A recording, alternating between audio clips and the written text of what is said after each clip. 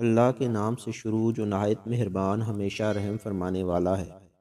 توسین حقیقی معنی اللہ اور رسول صلی اللہ علیہ وآلہ وسلم ہی بہتر جانتے ہیں۔ یہ قرآن اور روشن کتاب کی آیتیں ہیں جو ہدایت ہے اور ایسے ایمان والوں کے لیے خوشخبری ہے جو نماز قائم کرتے ہیں اور زکوٰۃ ادا کرتے ہیں، اور وہی ہیں جو آخرت پر بھی یقین رکھتے ہیں۔ بے شک جو لوگ آخرت پر ایمان نہیں رکھتے، ہم نے ان کے اعمال بد ان کی نگاہوں میں خوشنما کر دیے ہیں، سو وہ گمراہی میں سرگرداں رہتے ہیں۔ یہی وہ لوگ ہیں جن کے لیے برا عذاب ہے، اور یہی لوگ آخرت میں سب سے زیادہ نقصان اٹھانے والے ہیں۔ اور بے شک آپ کو یہ قرآن بڑے حکمت والے علم والے رب کی طرف سے سکھایا جا رہا ہے۔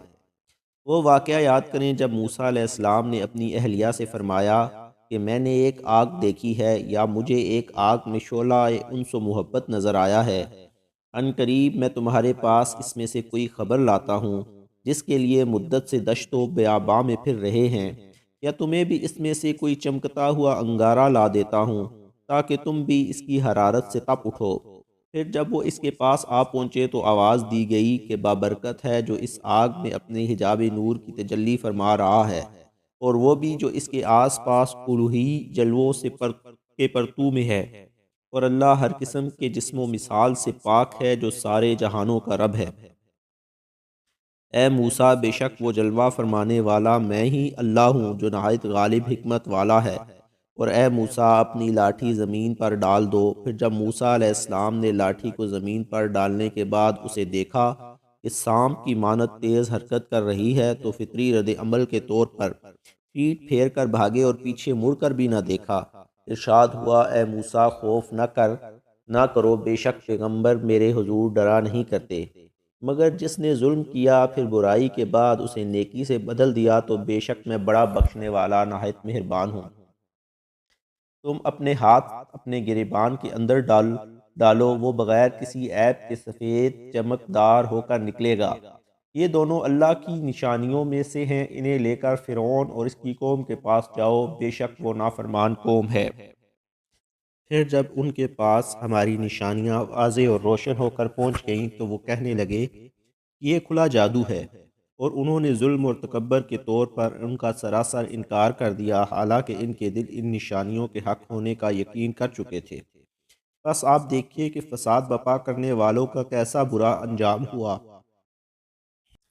اور بے شک ہم نے داؤد اور سلیمان علیہ السلام کو غیر معمولی علم عطا کیا، اور دونوں نے کہا کہ ساری تعریفیں اللہ ہی کے لیے ہیں جس نے ہمیں اپنی بہت سے مومن بندوں پر فضیلت بخشی ہے۔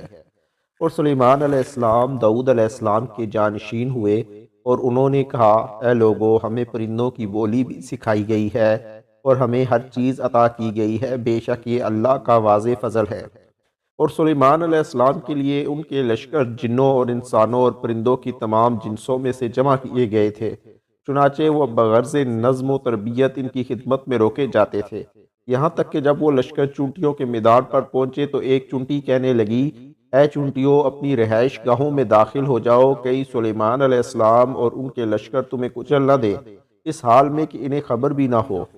تو وہ یعنی حضرت سلیمان علیہ السلام اس چونٹی کی بات سے ہنسی کے ساتھ مسکرائے اور عرض کیا، اے پروردگار، مجھے اپنی توفیق سے اس بات پر قائم رکھ کہ میں تیری اس نعمت کا شکر بجا لاتا رہوں جو تو نے مجھ پر اور میرے والدین پر انعام فرمائی ہے، اور میں ایسے نیک عمل کرتا رہوں جن سے تو راضی ہوتا ہے، اور مجھے اپنی رحمت سے اپنے خاص قرب والے نیکوکار بندوں میں داخل فرما لے۔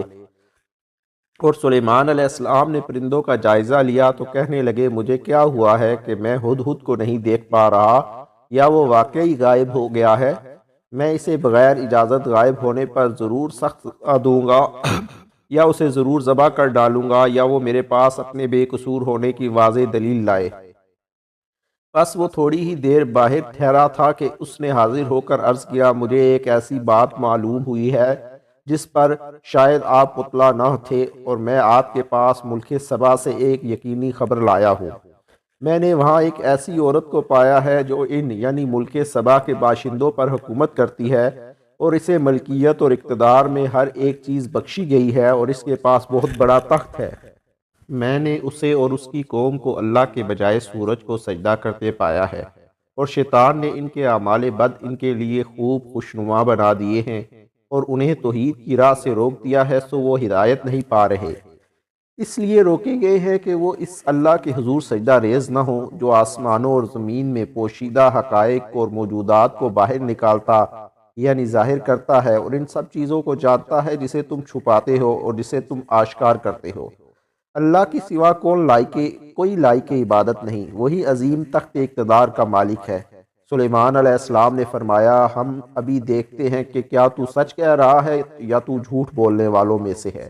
میرا یہ خط لے جا اور اسے ان کی طرف ڈال دے، پھر ان کے پاس سے ہٹ، آپ پھر دیکھ وہ کس بات کی طرف رجوع کرتے ہیں۔ ملکہ نے کہا، اے سردارو، میری طرف ایک نامہ بزرگ ڈالا گیا ہے، بے شک وہ خط سلیمان علیہ السلام کی جانب سے آیا ہے اور وہ اللہ کے نام سے شروع کیا گیا ہے جو بے حد مہربان بڑا رحم فرمانے والا ہے۔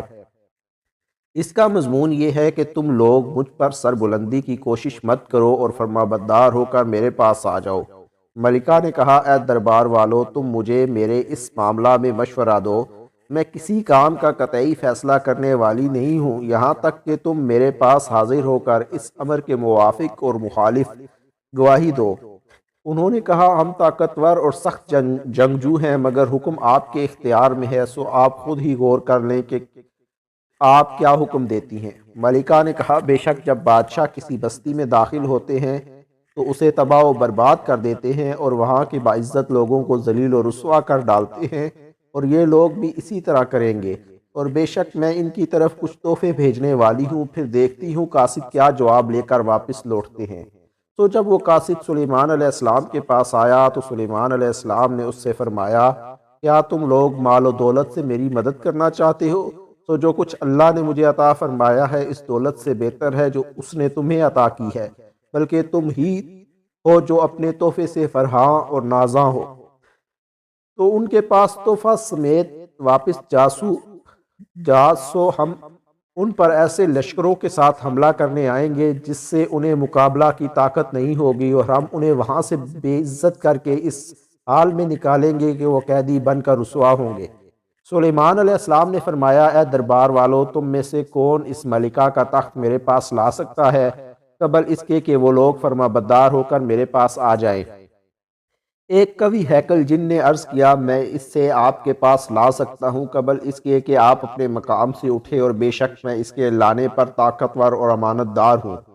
پھر ایک ایسے شخص نے عرض کیا جس کے پاس آسمانی کتاب کا کچھ علم تھا کہ میں اسے آپ کے پاس لا سکتا ہوں قبل اس کے کہ آپ کی نگاہ آپ کی طرف پلٹے، یعنی پلک جھپکنے سے بھی پہلے۔ پھر جب سلیمان علیہ السلام نے اس تخت کو اپنے پاس رکھا ہوا دیکھا تو کہا، یہ میرے رب کا فضل ہے تاکہ وہ مجھے آزمائے کہ آیا میں شکر گزاری کرتا ہوں یا ناشکری، اور جس نے اللہ کا شکر ادا کیا سو وہ محض اپنی ہی ذات کے فائدے کے لیے شکر مندی کرتا ہے، اور جس نے ناشکری کی تو بے شک میرا رب بے نیاز کرم فرمانے والا ہے۔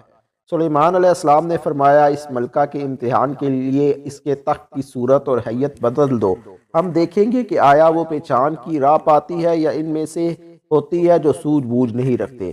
پھر جب وہ ملکہ آئی تو اس سے کہا گیا، کیا تمہارا تخت اسی طرح کا ہے؟ وہ کہنے لگی، گویا یہ وہی ہے، اور ہمیں اس سے پہلے ہی نبوت سلیمان کے حق ہونے کا علم ہو چکا تھا اور ہم مسلمان ہو چکے ہیں، اور اس ملکہ کو اس معبود باطل نے پہلے قبول حق سے روک رکھا تھا جس کی وہ اللہ کے سوا پرستش کرتی رہی تھی، بے شک وہ کافروں کی قوم میں سے تھی۔ اس ملکہ سے کہا گیا، اس محل کے صحن میں داخل ہو جا جس کے نیچے نیلگوں پانی کی لہریں چلتی تھیں۔ پھر جب ملکہ نے اس مزین بلورین فرش کو دیکھا تو اسے گہرے پانی کا تالاب سمجھا، اور اس نے پانچے اٹھا کر اپنی دونوں پنڈلیاں کھول دی۔ سلیمان علیہ السلام نے فرمایا، یہ تو محل کا شیشو جڑا صحن ہے۔ اس ملکہ نے عرض کیا، اے میرے پروردگار، میں اسی طرح فریب نظر میں مبتلا تھی، بے شک میں نے اپنی جان پر ظلم کیا، اور اب میں سلیمان علیہ السلام کی معیت میں اس اللہ کی فرما بردار ہو گئی ہوں جو تمام جہانوں کا رب ہے۔ اور بے شک ہم نے قوم سمود کے پاس ان کے قومی بھائی صالح علیہ السلام کو پیغمبر بنا کر بھیجا کہ تم لوگ اللہ کی عبادت کرو، تو اس وقت وہ دو فرقے ہو گئے جو آپس میں جھگڑتے تھے۔ صالح علیہ السلام نے فرمایا، اے میری قوم، تم لوگ بھلائی یعنی رحمت سے پہلے برائی یعنی عذاب میں کیوں جلدی چاہتے ہو؟ تم اللہ سے بخشش کیوں طلب نہیں کرتے تاکہ تم پر رحم کیا جائے؟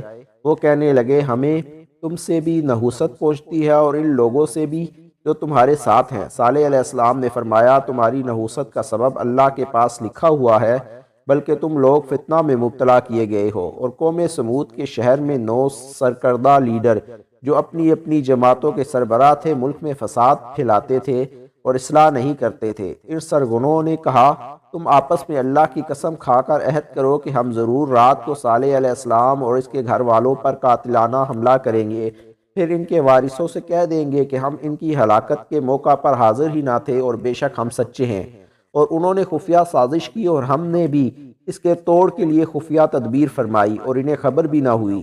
تو آپ دیکھیے کہ ان کی مکارانہ سازش کا انجام کیسا ہوا۔ بے شک ہم نے ان کے سرداروں کو اور ان کی ساری قوم کو تباہ و برباد کر دیا، سو یہ ان کے گھر ویران پڑے ہیں اس لیے کہ انہوں نے ظلم کیا تھا۔ بے شک اس میں اس قوم کے لیے عبرت کی نشانی ہے جو علم رکھتے ہیں، اور ہم نے ان لوگوں کو نجات بخشی جو ایمان لائے اور تقوی شعار رہے۔ علیہ السلام کو یاد کرے جب انہوں نے اپنی قوم سے فرمایا کیا تم بے حیائی کا ارتکاب کرتے ہو حالانکہ تم دیکھتے بھی ہو؟ کیا تم اپنی نفسانی خواہش پوری کرنے کے لیے عورتوں کو چھوڑ کر مردوں کے پاس جاتے ہو، بلکہ تم جاہل لوگ ہو؟ تو ان کی قوم کا جواب اس کے سوا کچھ نہ تھا کہ وہ کہنے لگے تم لوط کے گھر والوں کو اپنی بستی سے نکال دو، یہ بڑے پاک باز بنتے ہیں۔ بس ہم نے لوط علیہ السلام کو اور ان کے گھر والوں کو نجات بخشی سوائے ان کی بیوی کے کہ ہم نے اسے عذاب کے لیے پیچھے رہ جانے والوں میں سے مقرر کر لیا تھا، اور ہم نے ان پر خوب پتھروں کی بارش برسائی، سو ان ڈرائے گئے لوگوں پر پتھروں کی بارش نہایت ہی بری تھی۔ فرما دیجئے کہ تمام تعریفیں اللہ ہی کے لیے ہیں اور اس کے منتخب برگزیدہ بندوں پر سلامتی ہو۔ کیا اللہ ہی بہتر ہے یا وہ معبودان باطل جنہیں یہ لوگ اس کے کا شریک ٹھہراتے ہیں؟ بلکہ وہ کون ہے جس نے آسمانوں اور زمین کو پیدا فرمایا اور تمہارے لیے آسمانی فضا سے پانی اتارا، پھر ہم نے اس پانی سے تازہ اور خوشنما باغات اگائے۔ تمہارے لیے ممکن نہ تھا کہ تم ان باغات کے درخت اگا سکتے۔ کیا اللہ کے ساتھ کوئی اور بھی معبود ہے؟ بلکہ یہ وہ لوگ ہیں جو رائے حق سے پرے ہٹ رہے ہیں۔ بلکہ وہ کون ہے جس نے زمین کو قرارگاہ بنایا اور اس کے درمیان نہریں بنائیں اور اس کے لیے بھاری پہاڑ بنائے اور کھاری اور شیمی 2 سمندروں کے درمیان آڑ بنائی؟ کیا اللہ کے ساتھ کوئی اور بھی معبود ہے؟ بلکہ ان کفار میں سے اکثر لوگ بے علم ہیں۔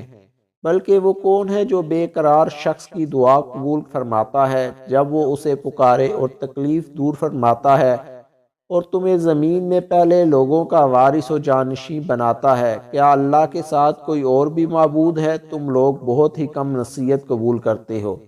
بلکہ وہ کون ہے جو تمہیں خشک و تر یعنی زمین اور سمندر کی تاریکیوں میں راستہ دکھاتا ہے، اور جو ہواؤں کو اپنی باران رحمت سے پہلے خوشخبری بنا کر بھیجتا ہے؟ کیا اللہ کے ساتھ کوئی اور بھی معبود ہے؟ اللہ ان معبودان باطل سے برتر ہے جنہیں وہ شریک ٹھہراتے ہیں۔ بلکہ وہ کون ہے جو مخلوق کو پہلی بار پیدا فرماتا ہے، پھر اسی عمل تخلیق کو دہرائے گا، اور جو تمہیں آسمان اور زمین سے رزق عطا فرماتا ہے؟ کیا اللہ کے ساتھ کوئی اور بھی معبود ہے؟ فرما دیجئے اے مشرکو اپنی دلیل پیش کرو اگر تم سچے ہو۔ فرما دیجئے جو لوگ آسمانوں اور زمین میں ہیں از خود غیب کا علم نہیں رکھتے سوائے اللہ کے، وہ عالم بالذات ہے، اور نہ ہی وہ یہ خبر رکھتے ہیں کہ وہ دوبارہ زندہ کر کے کب اٹھائے جائیں گے، بلکہ آخرت کے بارے میں ان کا علم اپنی انتہا کو پہنچ کر منقطع ہو گیا، مگر وہ اس سے متعلق محض شک میں ہی مبتلا ہیں، بلکہ وہ اس کے علم قطعی سے اندھے ہیں۔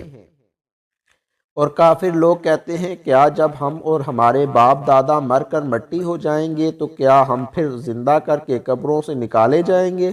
در حقیقت اس کا وعدہ ہم سے بھی کیا گیا ہے اور اس سے پہلے ہمارے باپ دادا سے بھی، یہ اگلے لوگوں کے من گھڑت افسانوں کے سوا کچھ نہیں۔ فرما دیجئے تم زمین میں سیر و سیاحت کرو، پھر دیکھو مجرموں کا انجام کیسا ہوا، اور اے حبیب مکرم آپ ان کی باتوں پر غم زدہ نہ ہوا کریں اور نہ اس مکر و فریب کے باعث جو وہ کر رہے ہیں تنگ دلی میں مبتلا ہوں۔ وہ کہتے ہیں کہ اگر تم سچے ہو تو بتاؤ یہ عذاب آخرت کا وعدہ کب پورا ہوگا؟ فرما دیجئے کچھ بعید نہیں کہ اس عذاب کا کچھ حصہ تمہارے نزدیک ہی آ پہنچا ہو جسے تم بہت جلد طلب کر رہے ہو، اور بے شک آپ کا رب لوگوں پر فضل فرمانے والا ہے، لیکن ان میں سے اکثر لوگ شکر نہیں کرتے۔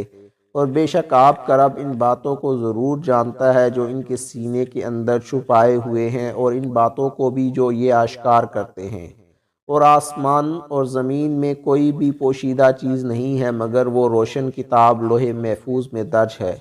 بے شک یہ قرآن بنی اسرائیل کے سامنے وہ بیشتر چیزیں بیان کرتا ہے جن میں وہ اختلاف کرتے ہیں، اور بے شک یہ ہدایت ہے اور مومنوں کے لیے رحمت ہے۔ اور بے شک آپ کا رب ان مومنوں اور کافروں کے درمیان اپنے حکم عدل سے فیصلہ فرمائے گا، اور وہ غالب ہے، بہت جاننے والا ہے۔ پس آپ اللہ پر بھروسہ کریں، بے شک آپ صریح حق پر قائم اور فائز ہیں۔ اے حبیب، بے شک آپ نہ تو ان مردوں یعنی حیات ایمانی سے محروم کافروں کو اپنی پکار سناتے ہیں، اور نہ ہی صدائے حق کی سماعت سے محروم بیروں کو جبکہ وہ آپ ہی سے پیٹ پھیرے جا رہے ہیں، اور نہ ہی آپ دل کے اندھوں کو ان کی گمراہی سے بچا کر ہدایت دینے والے ہیں۔ آپ تو فی الحقیقت انہی کو سناتے ہیں جو آپ کی دعوت قبول کر کے ہماری آیتوں پر ایمان لے آتے ہیں، سو وہی لوگ مسلمان ہیں اور وہی زندہ کہلانے کے حقدار ہیں۔ اور جب ان پر عذاب کا فرمان پورا ہونے کا وقت آ جائے گا تو ہم ان کے لیے زمین میں سے ایک جانور نکالیں گے جو ان سے گفتگو کرے گا، کیونکہ لوگ ہماری نشانیوں پر یقین نہیں کرتے تھے۔ اور جس دن ہم ہر امت میں سے ان لوگوں کا ایک ایک گروہ جمع کریں گے جو ہماری آیتوں کو جھٹلاتے تھے، سو وہ اکٹھا چلنے کے لیے آگے کی طرف روکے جائیں گے، یہاں تک کہ جب وہ سب مقام میں حساب پر آپ پہنچیں گے تو ارشاد ہوگا، کیا تم بغیر غور و فکر کے میری آیتوں کو جھٹلاتے تھے، حالانکہ تم اپنے ناقص علم سے انہیں کاملاً جان بھی نہیں سکے تھے؟ یا تم خود ہی بتاؤ اس کے علاوہ اور کیا سبب تھا جو تم حق کی تکذیب کیا کرتے تھے؟ اور ان پر ہمارا وعدہ پورا ہو چکا اس وجہ سے کہ وہ ظلم کرتے رہے، سو وہ جواب میں کچھ بول نہ سکیں گے۔ کیا انہوں نے نہیں دیکھا کہ ہم نے رات بنائی تاکہ وہ اس میں آرام کر سکیں، اور دن کو امور حیات کی نگرانی کے لیے روشن یعنی اشیاء کو دکھانے اور سلجھانے والا بنایا؟ بے شک اس میں ان لوگوں کے لیے نشانیاں ہیں جو ایمان رکھتے ہیں۔ اور جس دن سور پھونکا جائے گا تو وہ سب لوگ گھبرا جائیں گے جو آسمانوں میں ہیں اور جو زمین میں ہیں، مگر جنہیں اللہ چاہے گا نہیں گھبرائیں گے، اور سب اس کی بارگاہ میں عاجزی کرتے ہوئے حاضر ہوں گے۔ اور اے انسانوں، تو پہاڑوں کو دیکھے گا تو خیال کرے گا کہ جمے ہوئے ہیں، حالانکہ وہ بادل کے اڑنے کی طرح اڑ رہے ہوں گے۔ یہ اللہ کی کاریگری ہے جس نے ہر چیز کو حکمت و تدبیر کے ساتھ مضبوط اور مستحکم بنا رکھا ہے۔ بے شک وہ ان سب کاموں سے خبردار ہے جو تم کرتے ہو۔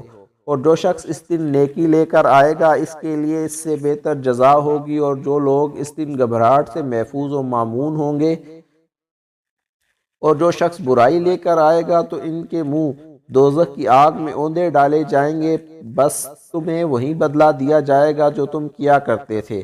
آپ ان سے فرما دیجئے کہ مجھے تو یہی حکم دیا گیا ہے کہ اس شہر مکہ کے رب کی عبادت کروں جس نے اسے عزت و حرمت والا بنایا ہے، اور ہر چیز اسی کے ملک ہے، اور مجھے یہ حکم بھی دیا گیا ہے کہ میں اللہ کے فرما برداروں میں رہوں، نیز یہ کہ میں قرآن پڑھ کر سناتا رہوں۔ سو جس شخص نے ہدایت قبول کی تو اس نے اپنے ہی فائدے کے لیے رائے راست اختیار کی، اور جو بہکا رہا تو آپ فرما دیں کہ میں تو صرف ڈر سنانے والوں میں سے ہوں۔ اور آپ فرما دیجئے کہ تمام تعریفیں اللہ ہی کے لیے ہیں، وہ ان قریب تمہیں اپنی نشانیاں دکھا دے گا، سو تم انہیں پہچان لوگے، اور آپ کا رب ان کاموں سے بے خبر نہیں جو تم انجام دیتے ہو۔